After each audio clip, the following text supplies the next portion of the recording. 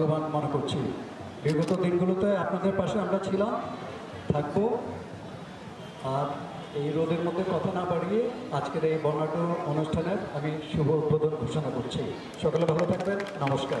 মাননীয় region commander Khagrachari region, এই বর্ণিল সজ্জার মাধ্যমে আমরা দেখাচ্ছি যে এখানে পার্বত্য চট্টগ্রামে বসবাস সত্ত্বেও বিভিন্ন